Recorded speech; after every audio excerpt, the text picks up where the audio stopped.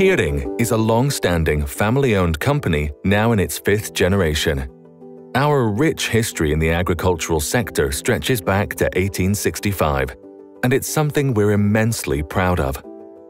We're specialists, not generalists. That's why chick transport has been our focus for nearly 50 years. Over the decades, we've gained a vast amount of knowledge and conducted research in close collaboration with breeding companies and academic institutions.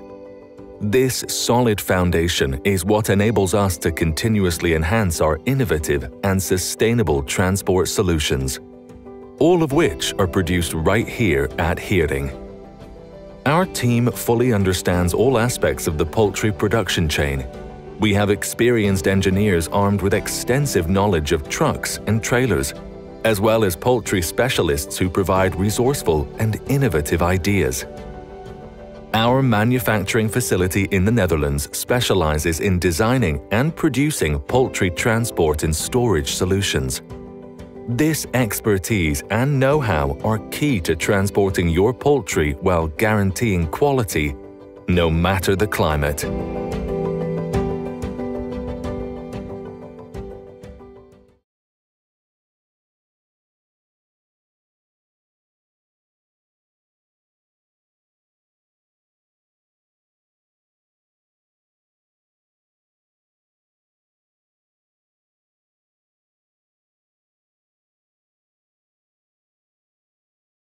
Hello and welcome to you all.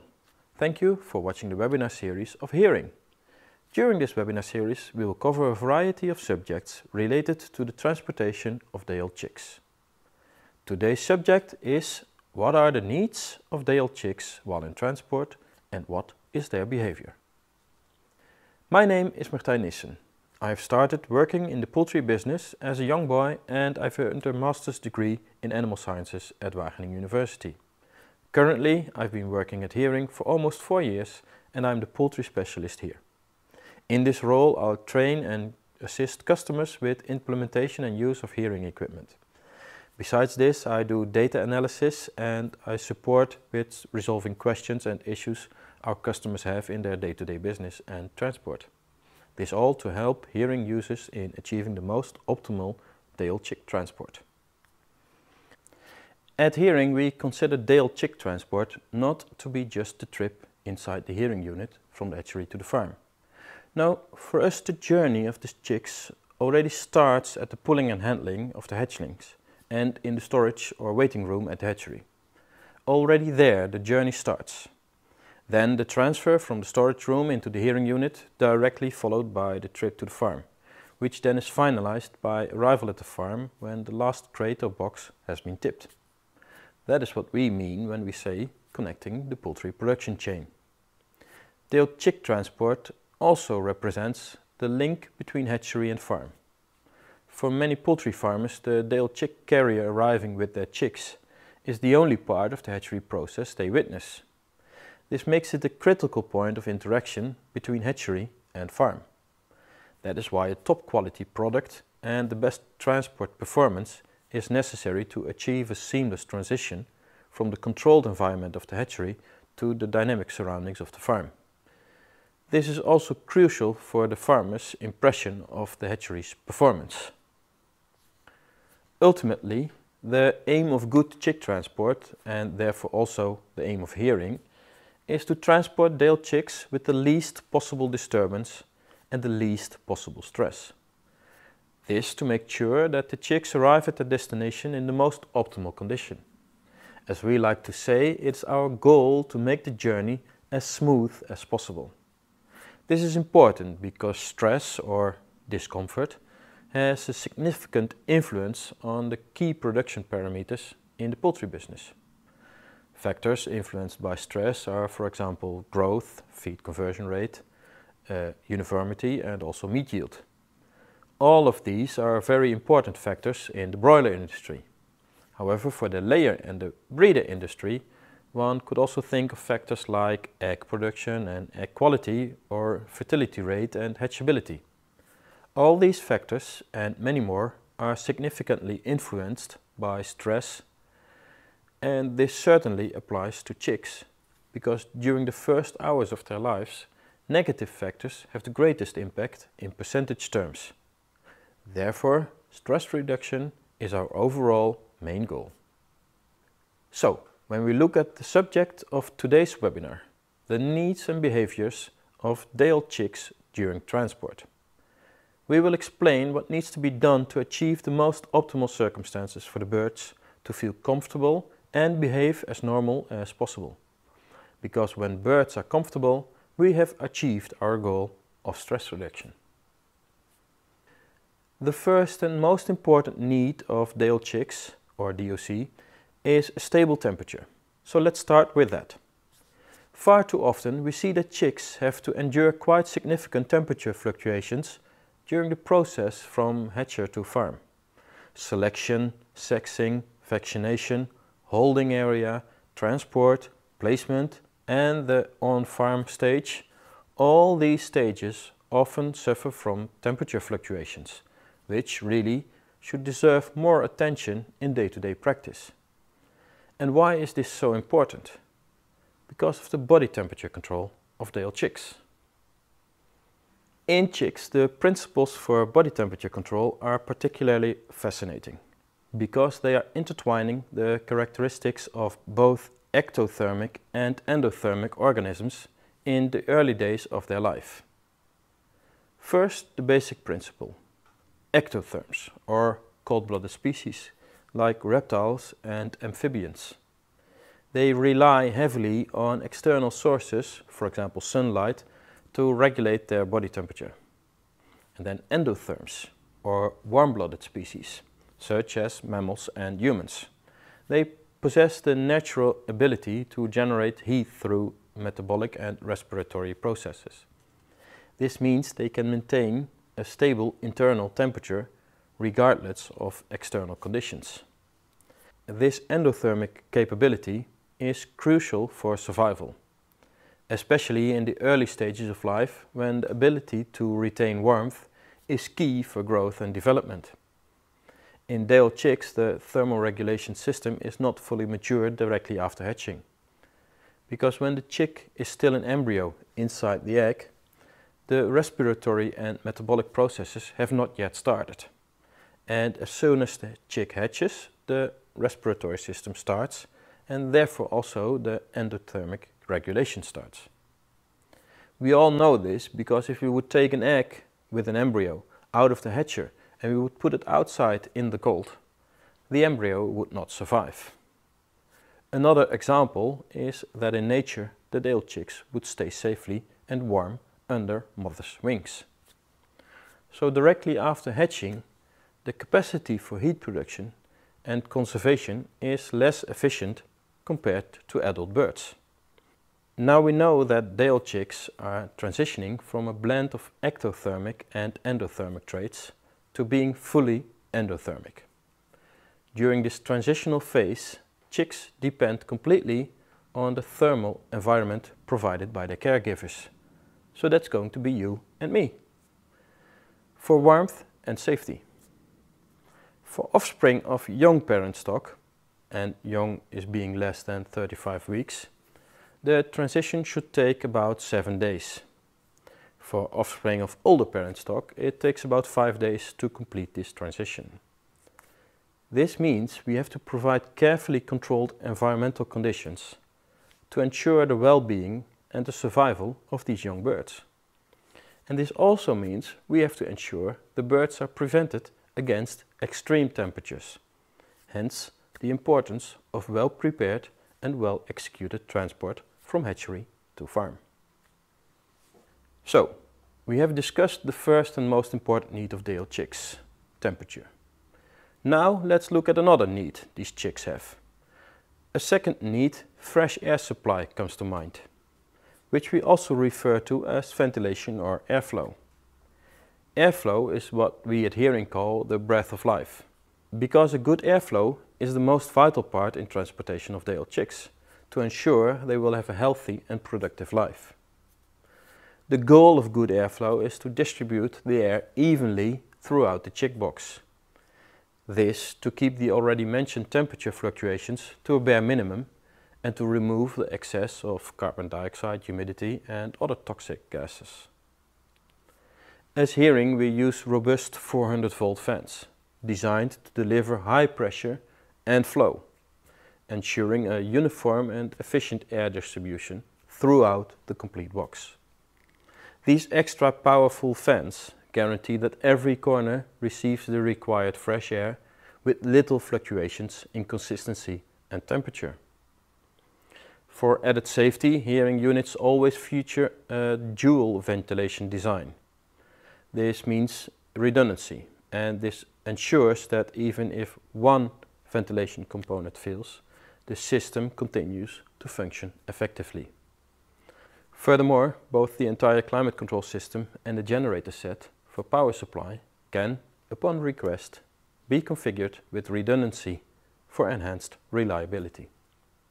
Not only a stable climate with consistent temperature and good airflow is required, also a smooth overall journey is important. Minimizing both environmental and physical stress is essential for the Dale chick's well-being. Each event impacts the birds, with the effects growing exponentially over time. Imagine a boxing match between two professionals. The initial punches have little effect, but as the fight progresses, the boxers become weary, unstable, and may eventually be knocked out. Similarly, each environmental or physical event affects the Dale chicks. Temperature changes, handling like sexing, vaccinating, and the transport, they all take their toll. With each additional event, the likelihood of damage or mortality increases. To minimize these impacts and to ensure a smooth experience for the chicks, proper handling techniques are vital. All equipment used in the hatchery, transport and at farm arrival should be clean and in good working condition. And all the bumps along the road, sharp edges and rough surfaces, so to say, should be smoothed out to prevent harm. And personnel handling the chicks, to which also the drivers belong, must be well trained and understand the fragility of these birds and the consequences of mishandling. Proper training protocols can significantly reduce negative impacts. That is why we as Heering also put a lot of effort in training staff and drivers on the journey these young birds make. In conclusion, reduction of environmental and physical stressors is vital. Dale chicks are sensitive to temperature, humidity and ventilation changes. Providing a smooth ride, a smooth journey from hatchery to farm involves more than just stable climate and ventilation. It includes proper handling, thorough personnel training and careful consideration of all environmental stresses. Having discussed the requirements in words, now let's put them also in numbers. Let's quantify. First, the ideal body temperature, which is measured via cloaca temperature, or sometimes also called vent temperature. This temperature should range between 39.5 and 40.5 degrees Celsius. That's 103 to 105 degrees Fahrenheit. To maintain this body temperature, the ambient temperature inside the transport crate or box should be between 32 and 34 degrees Celsius, or 89.5 and 93 degrees Fahrenheit. In a Heering chick carrier, we measure the temperature of the airflow between the stacks of crates at 3 points in the box: front, middle and rear, at half the height of the box. Our history and experience have taught us that to achieve the mentioned temperatures, the set point in a Heering chick carrier is most optimal between 26 and 29 degrees Celsius, or 79 and 84 degrees Fahrenheit. Mostly depending on the type of cardboard box or plastic crate, the type of trolley or dolly and the stacking requirements.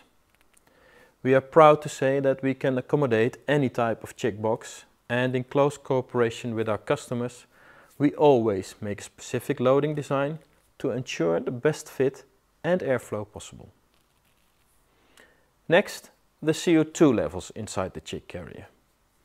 It is now standard practice and widely advised to maintain CO2 levels below 3000 or 3500 ppm. And finally, relative humidity, which ideally kept between 40 and 50%. However, since maintaining a good temperature is more important, the cooling system might cause the relative humidity to be lower. Hearing systems are engineered to control fresh air intake based primarily on the CO2 levels measured within the box. When the CO2 levels reach the set threshold, the valves open. Fresh air flows in and CO2 level decreases. A key advantage of our system is that all incoming fresh air is filtered and preconditioned before entering the cargo area with the chicks. This design minimizes fluctuations in temperature, humidity and CO2 levels, provided the system is configured and set up correctly, of course. As we have discussed the needs of day-old chicks, we of course also need to discuss the behavior that can be seen before, during and after transport. When day-old chicks have been kept and transported correctly in the ideal climate conditions and thus have an optimal body temperature of 39.5 and 40.5 degrees Celsius, again 103 to 105 degrees Fahrenheit, they will be relatively quiet and resting. There's some chatter and movement, but it's relaxed. Also, their beaks will be closed while breathing, and the chicks are nice and evenly spread out throughout the crate. During transit and when stored in darkness, the day-old chicks will be in resting mode. After tipping the boxes inside the farmhouse, chicks that have been kept in good conditions, and if they are of the right quality, they will have spread out throughout the house within 20 to 30 minutes.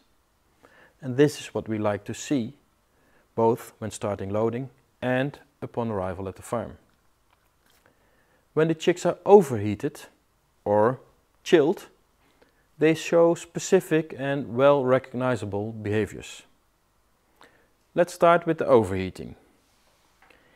If the ambient temperature inside the crates or the boxes increases, also the body temperature will increase. And when the ambient temperature reaches 36 degrees Celsius, like 97 degrees Fahrenheit, the body temperature will increase to 41 degrees Celsius or 106 degrees Fahrenheit. At this point, the birds will start to move around. They will start walking and spreading their wings. And these are the first signs of birds becoming warm. Then, when the ambient temperature rises further, for example to 37 degrees Celsius or 99 degrees Fahrenheit, the body temperature will rise to 42 degrees Celsius, 107 or 108 degrees Fahrenheit. This is when the birds start to pant. The beaks will open and they will start to breathe more quickly. This is also the stage where the increased weight loss will start due to loss of moisture. As we all know, birds cool themselves through evaporative cooling from the air sacs, resulting in moisture loss and thus weight loss. At this point, action is really necessary, either by improving the airflow or reducing the temperature. Unfortunately, we're not there yet, because if the temperature rises even further to, let's say, 39 degrees Celsius or 102 degrees Fahrenheit, the body temperature will rise towards 43 degrees Celsius, 109 degrees Fahrenheit. And then the birds will be panting heavily. Throughout the increase of temperature, also the vocalization, the chirping, will increase and become more and more strong. And eventually it will be a very distressed screaming, which really gives me the chills on my back when I hear it. It's very high-pitched and very strong, and it should absolutely trigger immediately reaction, or preferably be avoided altogether. And finally, if the temperature would rise even further, the birds would fall unconscious and even die. Now the other way, chilling of the birds or having them too cold.